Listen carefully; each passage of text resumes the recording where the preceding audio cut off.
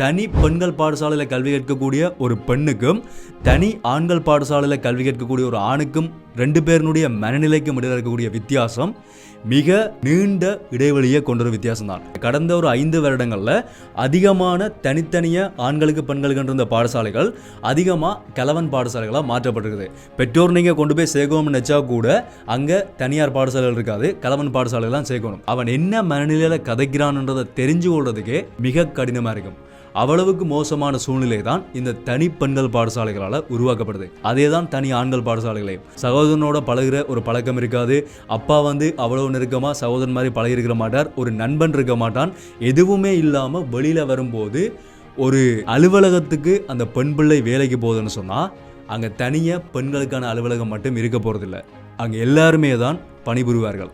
அங்கே போகும்போது அந்த பிள்ளையினுடைய மனநிலை எப்படி இருக்குன்றதை யோசிச்சு பாருங்க. சில பெற்றோர் என்ன நினைக்கிறதுன்னு சொன்னால் தன்னுடைய மகள் ஒரு தனி பெண்கள் பாடசாலையில் கல்வி கற்றா அவர் மிகச்சிறந்த ஒரு மாணவியாக உருவாகுவார். அதே மாதிரி மகன் சொன்னால் இவன் தனியாக ஆண்கள் பாடசாலையில் கல்வி கற்றாதான் அவனுக்கு எந்த ஒரு பெண்களை சரியான முறையில் பார்க்கணும்ன்ற ஒரு கண்ணோட்டம் உருவாகும். இது ரெண்டுமே முரண்பாடான விடயங்கள் தான்.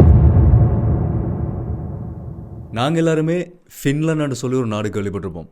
தமிழில் சொல்லப்போனால் பின்லாந்துன்னு சொல்லுவோம். உலகத்திலேயே முதல் தரமான கல்வியை வழங்கக்கூடிய ஒரு நாடு. அந்த நாடு தான் உலகத்தில் கல்வியில் முதல் தரமாக இருக்குது. நீங்கள் கூகுளில் சர்ச் பண்ணிங்கன்னு சொன்னால் கூகுள் அமெரிக்கா இல்லாட்டி யூகே தான் சொல்லும், ஏன்னாது அங்கே இருக்கக்கூடிய ஒரு நிறுவனம். ஆனால் ChatGPTலையோ இல்லாட்டி வேறு ஏதாவது ரிசோர்ஸில் பார்த்தீங்கன்னு சொன்னால் ஃபின்லாந்து தான் உலகத்திலேயே முதல் தரமான கல்வியில் இருக்கக்கூடிய ஒரு நாடு. அந்த நாட்டில் இன்றைக்கு வரைக்கும் மாணவர்கள் 7 வயதில் தான் பாடசாலைக்கு போகிறார்கள். எந்த ஒரு பரீட்சைகளுமே அந்த பாடசாலைகளில் நடக்கிறதில்ல. மிக குறைவான வீட்டு பாடங்கள்லாம் அந்த மாணவர்களுக்கு வழங்கப்படுது. மிக ஆரோக்கியமான மாணவர்களாக அந்த மாணவர்கள் இருக்கிறார்கள். அதை தாண்டி ஃபின்லாண்டில் எந்த ஒரு தனிப்பாலின பாடசாலைகளும் இல்லை. சிங்கிள் ஜெண்டர் ஸ்கூல், ஆண்களுக்கான ஒரு பாடசாலை பெண்களுக்கான ஒரு பாடசாலைன்னு சொல்லி பிரிக்கப்பட்டிருந்தானே, அப்படி எந்த ஒரு பாடசாலையும் உலகத்தினுடைய முதல் தர கல்வியை வழங்கக்கூடிய ஃபின்லாண்டில் அப்படி எந்த ஒரு பாடசாலைகளுமே இல்லை. நீ என்ன சொல்லவாருன்னு சொல்லி கேட்டிங்கன்னு சொன்னால் எஸ், உலகத்தில் முக்கியமாக ஆசிய நாடுகளில் பெரிய ஒரு விவாத பேசுபொருளாக இருக்கக்கூடிய ஆண்களுக்கு தனியான பாடசாலை பெண்களுக்கு தனியான பாடசாலை அவசியமான்ற அதை பற்றி தான் நான் கதைக்கு வரேன்.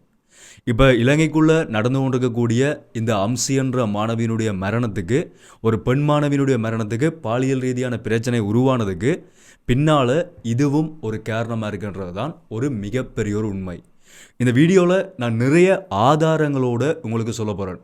அதாவது தனித்தனி பாடசாலைகளாக இருந்து பிறகு கலவன் பாடசாலைகளாக மாற்றப்பட்ட மிக்ஸ் பாடசாலைகளாக மாற்றப்பட்ட நாடுகள், அந்த நாடுகளினுடைய கல்வித்தரம் இப்போ எப்படி இருக்குது, அது தனித்தனியாக இருக்கிறதுக்கான காரணம் என்ன, எங்கள் நாட்டில் இருக்கக்கூடிய பிரச்சனை என்ன, இதைத்தான் தெளிவாக விளக்கமாக பார்க்க போகிறோம். ஒரு மிக முக்கியமான ஒரு பிரச்சனை, இப்போ சமூகத்தில் இருக்கக்கூடிய ஒரு பெரிய ஒரு பிரச்சனை.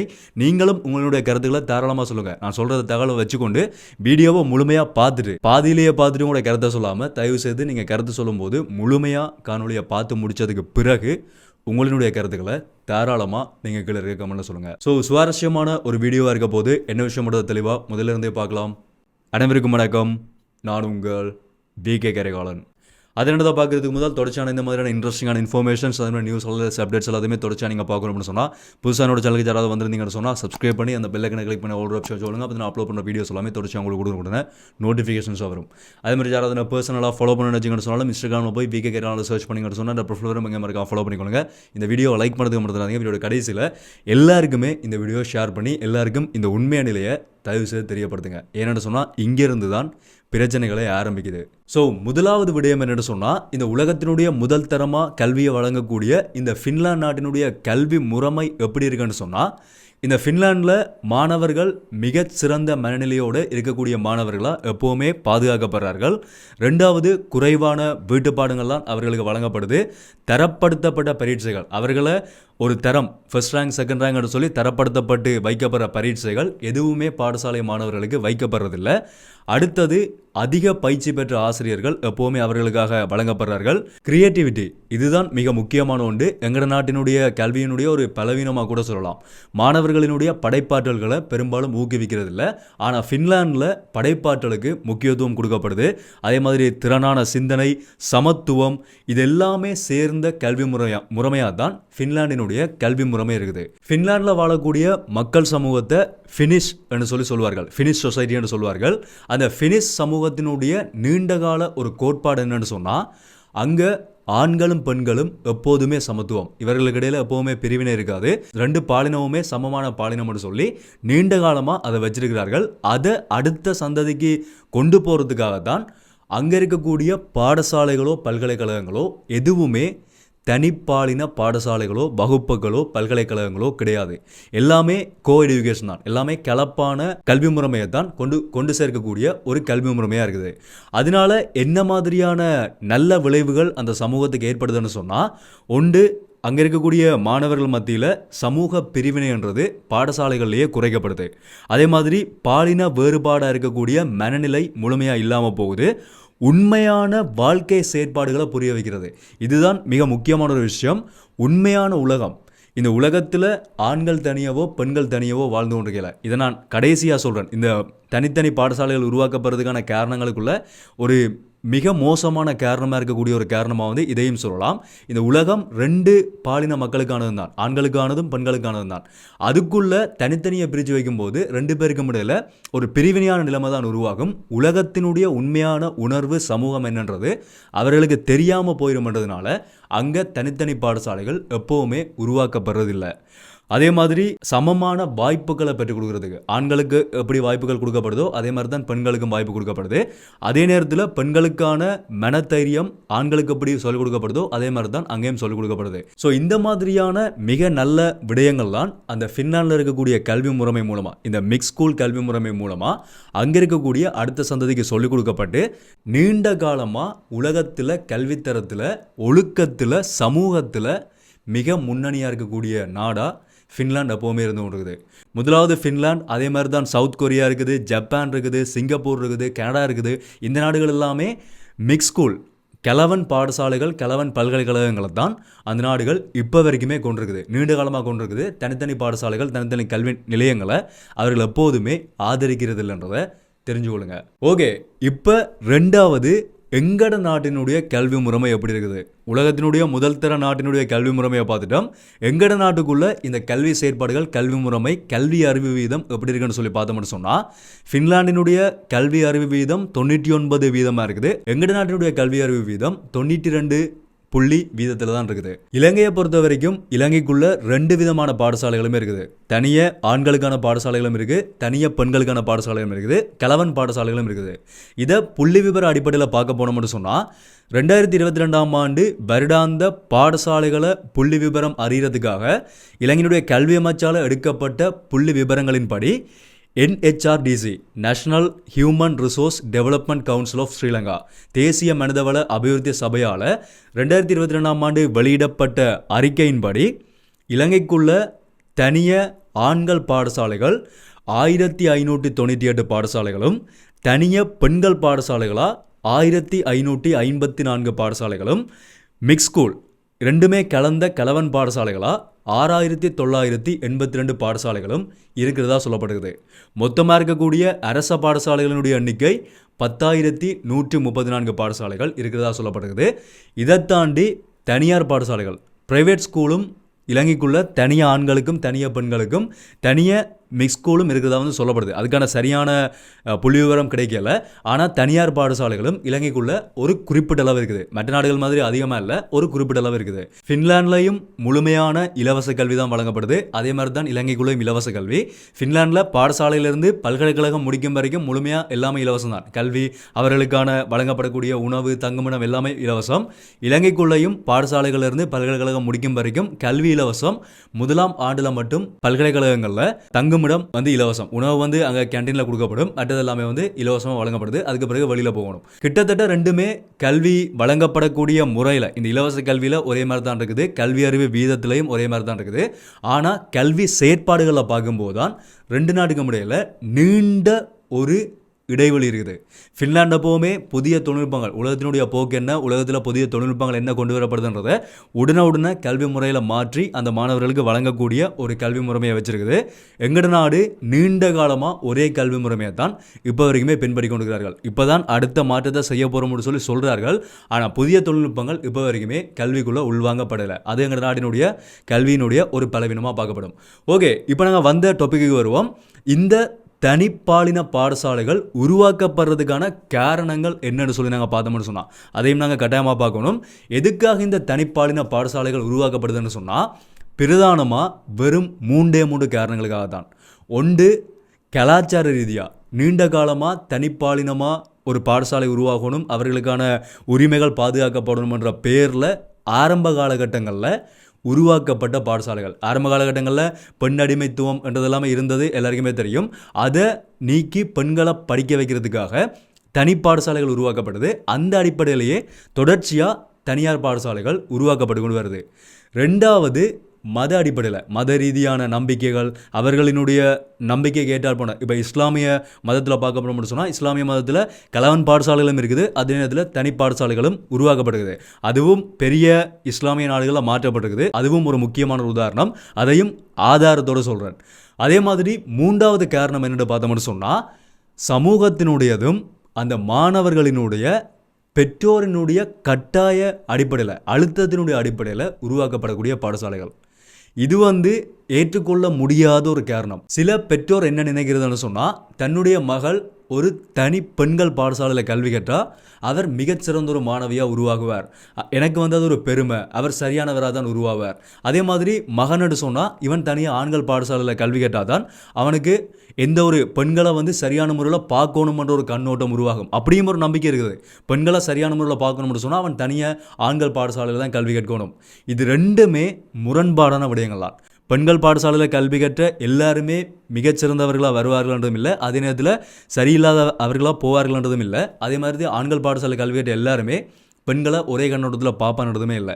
இது ரெண்டுமே ஒரு வெளிப்படையாக பார்க்க போனால் ஏற்றுக்கொள்ள முடியாத கருத்துக்களாக தான் இருக்குது.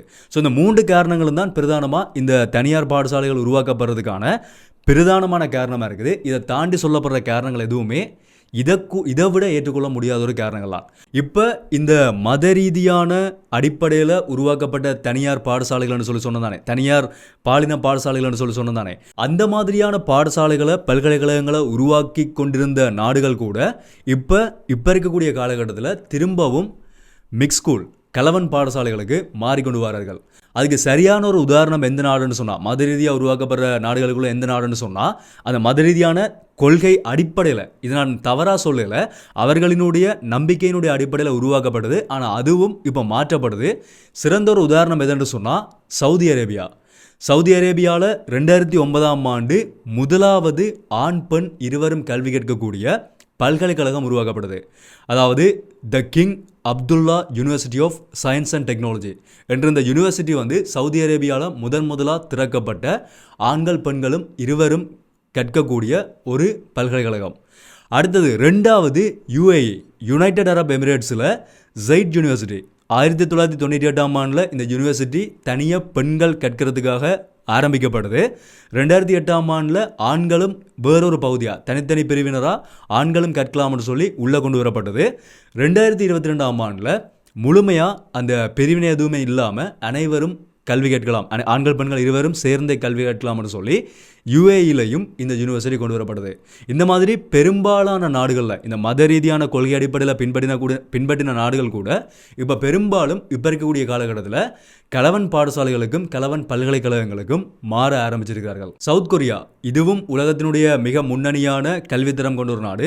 சவுத் கொரியாலையும் இப்போ ரீசெண்டாக இந்த கடந்த ஒரு 5 வருடங்களில் அதிகமான தனித்தனியாக ஆண்களுக்கு பெண்களுக்கு இருந்த பாடசாலைகள் அதிகமாக கலவன் பாடசாலைகளாக மாற்றப்பட்டிருக்குது. பெற்றோர் நீங்கள் கொண்டு போய் சேர்க்கணும்னு நினச்சா கூட அங்கே தனியார் பாடசாலைகள் இருக்காது, கலவன் பாடசாலைகள் தான் சேர்க்கணும். மிக்ஸ் ஸ்கூலில் என்ன மாதிரியான மனநிலைகள் மாணவர்களுக்கு உருவாக்கப்படும்னு சொன்னால் ஒரு சமூக ரீதியான ஒரு உணர்வு ஏற்படும். நான் ஏற்கனவே சொன்ன மாதிரி தான் இங்கே ஆண்கள் தனியாக பெண்கள் தனியாக இந்த உலகத்தில் வாழ்ந்து கொண்டிருக்கல 2 பேருமே வாழ்கிறபடியாக தனி பெண்கள் பாடசாலையில் கல்வி கற்கக்கூடிய ஒரு பெண்ணுக்கும் தனி ஆண்கள் பாடசாலையில் கல்வி கற்கக்கூடிய ஒரு ஆணுக்கும் 2 பேரினுடைய மனநிலைக்கும் இடையில் இருக்கக்கூடிய வித்தியாசம் மிக நீண்ட இடைவெளியை கொண்ட ஒரு வித்தியாசம் தான். அப்படி தனியாக கற்கக்கூடிய பெண்ணுக்கு வந்து எப்படிப்பட்ட மனநிலை உருவாகும்னு சொன்னால், சில பேருக்கு ஆண்கள் மீதான ஒரு வெறுப்பு உருவாகும். இவர்கள் இப்படி தான் இருப்பார்கள். என்னென்னு சொன்னால், சில பேர் அங்கே சொல்லிக் கொடுக்குற விடயமும் தான் சில ஒரு குறிப்பிட்ட பாடசாலைகளில் மட்டும் பெண்களுக்கு ஆண்கள் ஒரு விரோதி மாதிரி பார்க்குற மாதிரியான ஒரு மனநிலையை உருவாக்கி கொண்டிருக்கிறார்கள். அதே மாதிரி ஆண்களோட சகஜமாக பழகிறதுக்கான அந்த மனநிலை இலகுவாக வராது.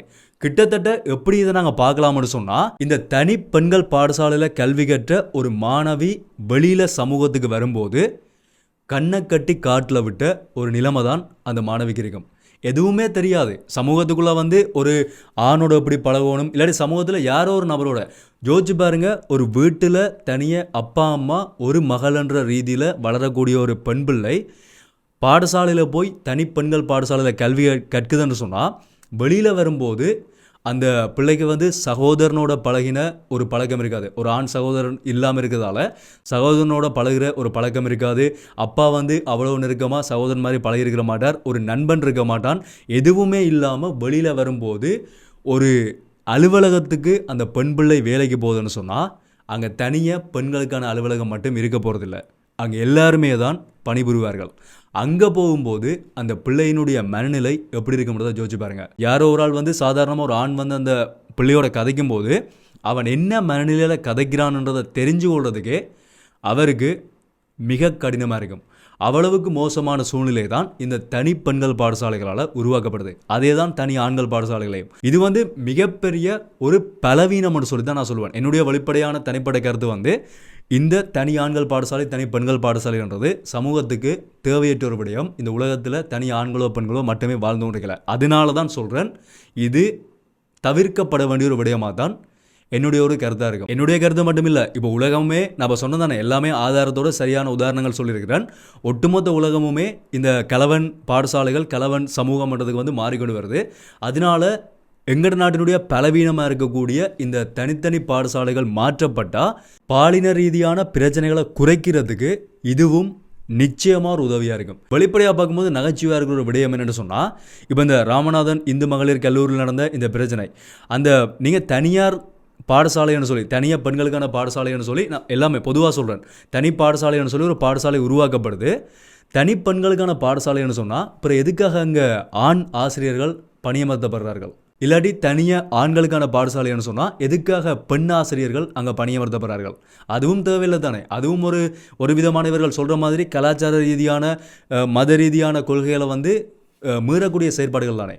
அப்போ வெளிப்படையாக பார்க்கும்போது இது எல்லாமே எப்படி ஏற்றுக்கொள்றன்றதே தெரியாத ஒரு விடயமாக தான் இருக்குது. ஸோ இது வந்து மாற்றப்பட்டால் நிச்சயமாக இந்த பிரச்சனைகள், இந்த அடிப்படையில் உருவாகக்கூடிய பிரச்சனைகள், முக்கியமாக அடுத்த சமூகத்தில் தவறான புரிதலோடு உருவாகக்கூடிய சமூகத்தை நிச்சயமாக எங்களால் கட்டுப்படுத்தி குறைக்க முடியும். அதை மட்டும் எங்களால் உறுதியாக சொல்ல முடியும். இதை பற்றின உங்களுடைய கருத்துக்களையும் நீங்கள் தாராளமாக சொல்லுங்கள். நான் ஏதாவது சில விடயங்களில் தவறாக சொல்லியிருந்தேன்னு சொன்னால், பெரும்பாலும் தவறாக சொல்லியிருக்கிறதுக்கான வாய்ப்பே இல்லை. என்னென்னு சொன்னால் எல்லாத்தையுமே ஆதாரத்தோடு உங்களுக்கு முன்னிலைப்படுத்தியிருக்கிறேன். அதையும் தாண்டி ஏதாவது உங்களுடைய தனிப்பட்ட கருத்துக்கள் இருந்தால் தாராளமாக நீங்கள் கீழே கமெண்ட் சொல்லலாம். நிச்சயமாக ஒரு மாற்றம் வரும்னு சொல்லி எதிர்பார்ப்போம். ஒவ்வொரு விடயத்தையுமே சொல்லும் போதும் ஏதோ ஒரு வகையில் சமூகத்தில் மாற்றம் வரும்ன்ற ஒரு எதிர்பார்ப்பில் தான் நான் ஷேர் பண்ணுறது. அதே மாதிரி இந்த விடயமும் நீண்ட காலமாக நினைச்ச ஒரு விஷயம், விவாதத்துக்குள்ளாகக்கூடிய ஒரு விடயம் கூட. நிச்சயமாக இதுலேயும் ஒரு மாற்றம் வந்துச்சுன்னு சொன்னால் சமூகத்தில் நல்ல ஒரு முன்னேற்றம் ஏற்படும்ன்றது என்னுடைய ஒரு கருத்து. பொறுத்திருந்து பார்க்கலாம். இதை பற்றி கட்டாயமாக உங்களுடைய கருத்துக்களை எல்லாத்தையுமே நீங்கள் கமெண்ட்டில் சொல்லுங்கள். முடிஞ்ச வரைக்கும் எல்லாருக்குமே இந்த வீடியோ ஷேர் பண்ணி எல்லாருக்குமே இந்த ஒரு விடயத்தை கட்டாயமாக தெரியப்படுத்துங்க. சப்ஸ்கிரைப் பண்ணா இருந்தீங்கன்னு சொன்னால் தொடர்ச்சியான அப்டேட்ஸுக்கு சப்ஸ்கிரைப் பண்ணி அந்த பெல் ஐக்கனை கிளிக் பண்ணி ஆல் ஆப்ஷன் வச்சுக்கோங்க. அப்போ நான் அப்லோட் பண்ண வீடியோஸ் எல்லாமே தொடர்ச்சி உங்களுக்கு கொடுங்க நோட்டிஃபிகேஷன்ஸாக வரும்.